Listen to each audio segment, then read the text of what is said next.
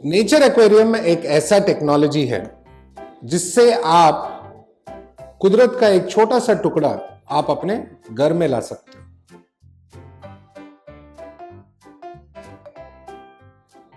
जब भी हम प्रकृति से या कुदरत से कुछ लेके आते हैं और घर में उसको ऐसा मेंटेन करने के लिए या उसको रखने का कोशिश करते हैं, हमें याद रखना है कि प्रकृति के कुछ रूल्स हैं, कुछ कायदे कानून हैं।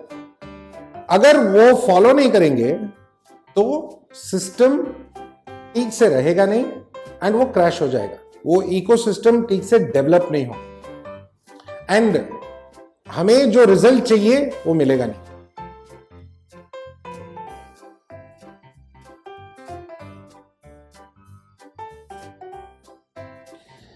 ये वाला टैंक का ये चौथा महीना है। स्टार्टिंग में हमने ये टैंक बनाया, फिर वो वुड में प्रॉब्लम था, लाइट था वुड तो उठ गया।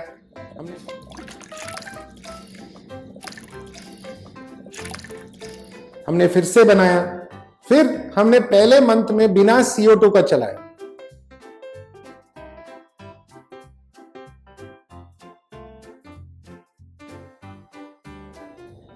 फिर मैंने रिव्यू किया और आप सब ने बोला कि नहीं एक और मंथ चलाते हैं विदाउट CO2, तो हमने वो भी किया, रिव्यू किया लास्ट मंथ।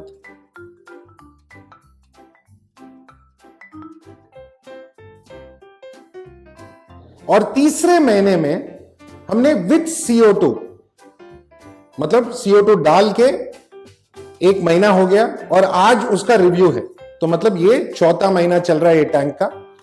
एंड आज हम देखेंगे कि CO2 डालने के बाद इसका रिजल्ट क्या है, चेंज क्या है, क्या चेंज हुआ है। मतलब सोचो 2 महीना हमने विदाउट CO2 चलाया, कुछ रिजल्ट्स था, थोड़ा बहुत प्लांट ग्रो हो रहे थे, थोड़ा प्लांट्स ग्रो नहीं हो रहा था, बट एल्गे का बहुत इश्यू था।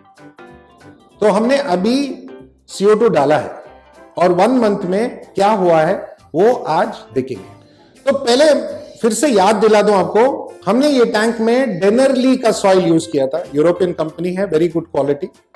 हमने यहां पे हमारा ही ब्रांड का बायोमीडिया यूज किया था, API बायोमीडिया। बहुत लोगों का क्वेश्चन था कि API बायोमीडिया क्या लाइफ टाइम है बायोरियो जैसा? हाँ, 100% API बायोमीडिया बायोरियो जितना ही अच्छा है एंड लाइफ टाइम के लिए है।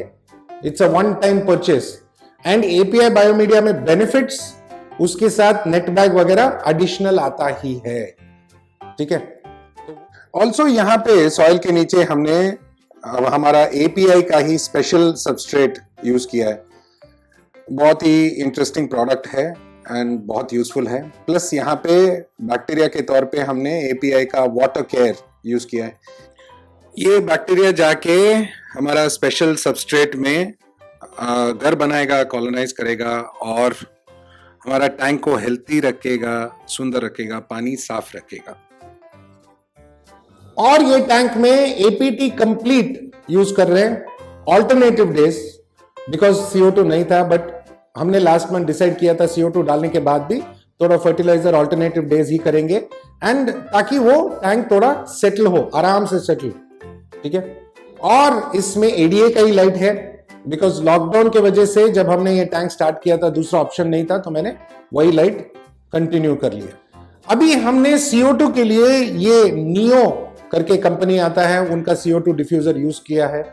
इसका मैं प्रोज एंड कॉन्स में आगे बताता हूं कि ये इसका रिव्यू कितना अच्छा है, कुछ प्रॉब्लम है क्या वगैरह वगैरह, देखते रहो।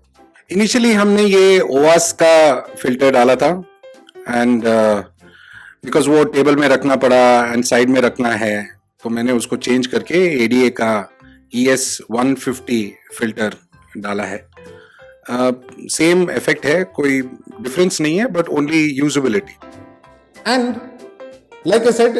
तो इसका 3 महीना हुआ है, तीसरे महीने का अभी रिव्यू देखेंगे कि कौन सा प्लांट कैसा, क्या इश्यू हुआ, क्या हो रहा है, कुछ इंप्रूव हुआ, कुछ प्रॉब्लम हुआ, सब कुछ देखने वाले हैं। ये भी याद रखो कि हमारा यहाँ लाइट 6 to 7 आवर्स चलता है एंड CO2 3 to 4 आवर्स। 11 बजे ऐसा कुछ लाइट ऑन होता है, 12 बजे CO2 ऑन होता है, 3 से 4 बजे CO2 बंद हो जाता है, बिकॉज मेरा लॉजिक ये है कि अगर पर्लिंग स्टार्ट हो जाए, पर्लिंग मतलब फोटोसिंथेसिस स्टार्ट हो जाए या प्लांट से ऑक्सीजन निकलने लगे, तो उसके बाद CO2 का जरूरत नहीं है। सो 3 से 4 घंटा CO2 and 6 to 7 hours of lighting, ये बस है। ओके, तो ये टैंक में 1 मंथ CO2 डाला है हमने, बट ये याद रखो इंस्टेंट रिजल्ट आपको कभी मिलेगा नहीं। आपको अगर थोड़ा सा डिफरेंस दिखने लगा तो भी अच्छी बात है, ठीक है। लाइक आई सेड, यहां पे मैं नियो का डिफ्यूजर यूज कर रहा हूं। डिफ्यूजर इज ओके, नॉट, ऐसा नहीं बोल सकता हूं कि बहुत ग्रेट है, ऐसा कुछ भी है, बट डिफ्यूजन अच्छा है, फाइन बबल्स आता है तो मिक्स अच्छा हो रहा है। ऑल्सो ये नियो का प्लास्टिक का है तो उतना इजी टूटने का चांस नहीं है। थोड़ा ये जो डिफ्यूजर का जो डिफ्यूजन पार्ट है जो यूज किया उन्होंने, वो ऊपर के तरफ है, उसमें बहुत एल्गे जमने का चांसेस है, ठीक है। एंड इसका cleaning is an issue, because company वाले कुछ बोलते नहीं है इसके क्लीनिंग के बारे में, ठीक है। तो हमें जुगाड़ करना पड़ेगा, ठीक है, थोड़ा वॉश करना पड़ेगा। बट मेरा सजेशन है कि आप कोई लिक्विड ब्लीच वगैरह थोड़ा माइल्ड डाइल्यूशन में आप उसको डिप करके रख सकते हैं। ब्रश वश मत करो, बिकॉज वो खराब हो सकता है, तो ये एक ऑप्शन है उसके लिए।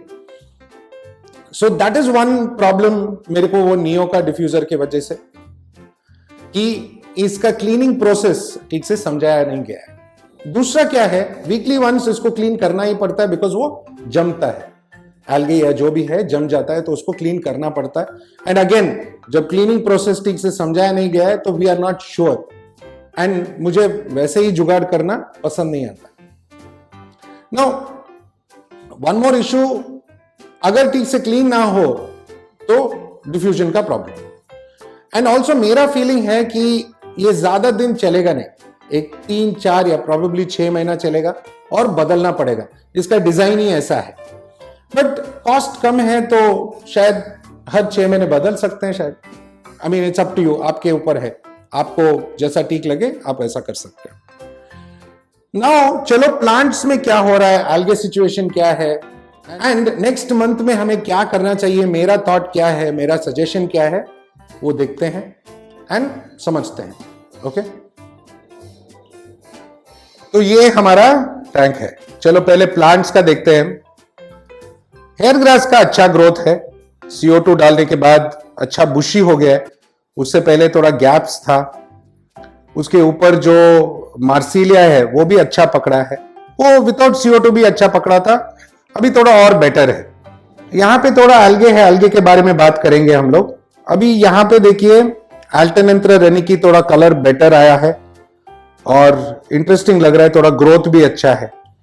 इसके ऊपर सबसे इंटरेस्टिंग ये है वो ब्यूसिफिलांद्रा का छोटा छोटा लीव्स जो आ रहा है, वो नया ग्रोथ है, विच इज वेरी गुड। हमने सिर्फ राइजोम डाला था, यहां पे ऊपर भी ऐसा ही हो रहा है। पुराना लीव्स थोड़ा है वो काटना बेटर है। यहां पे भी अल्टरनेंथ्रा रेनिकी आ रहा है, बट ऑफ कोर्स थोड़ा एल्गे भी है। अगर ऊपर देखा जाए तो ये रोटाला रोटंडिफोलिया पिंक है, लेकिन वो अभी भी ग्रीन दिख रहा है। और ये साइड में रोटाला HRA है, थोड़ा हल्का सा कलर है उसमें, बट कलर और होता तो अच्छा होता।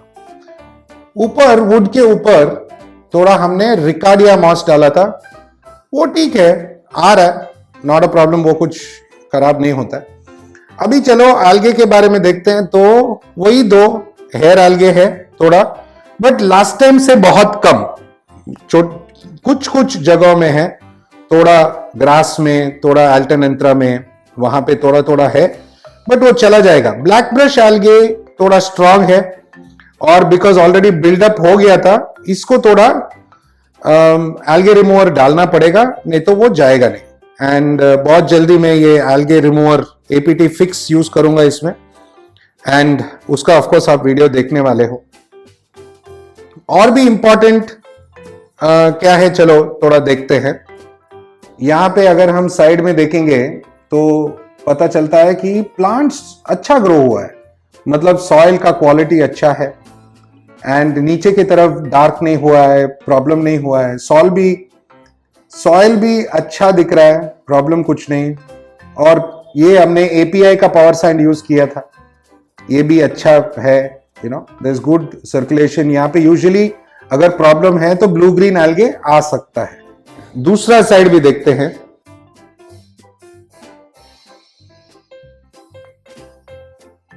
यहां पे भी प्लांट्स अच्छा है, ग्रीन है बॉटम की तरफ, रूट्स भी अच्छा ग्रो हो रहा है, नाइस।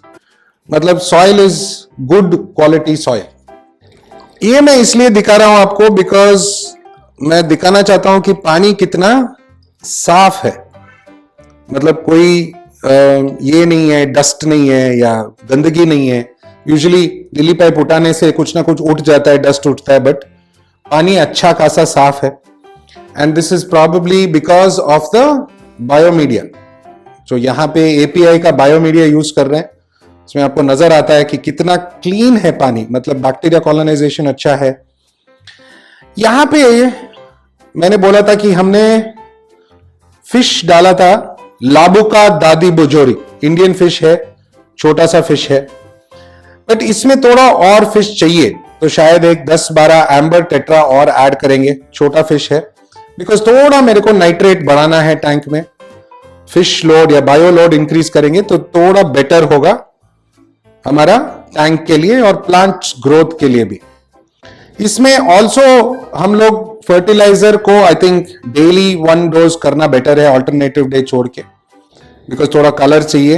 एंड वीकली मेंटेनेंस में थोड़ा आयरन या एडीए का एसीए या कोई भी आयरन बेस्ड प्रोडक्ट अगर हम डालेंगे या आयरन बेस्ड फर्टिलाइजर डालेंगे तो थोड़ा रेड कलर भी इंक्रीज हो सकता है।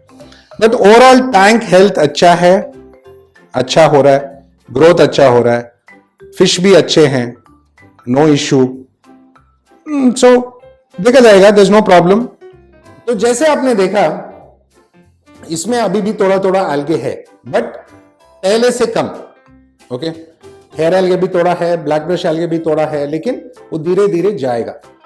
अगर ये टाइम पे आप कोई एल्गे रिमूवर या ऐसा कुछ यूज करना चाहते हो, वो आपके ऊपर है। मेरा सजेशन है कि यूज मत करो, एक और महीना सिस्टम सेम रखो।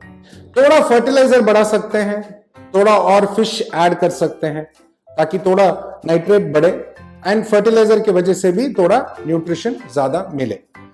ऑल्सो इसका लाइटिंग आवर सेम रखें, CO2 भी सेम रखें, एंड एक और महीना अगर हम बैलेंस ऐसे रख सकते हैं तो अगले महीने में आपको रिजल्ट बेटर मिलेगा।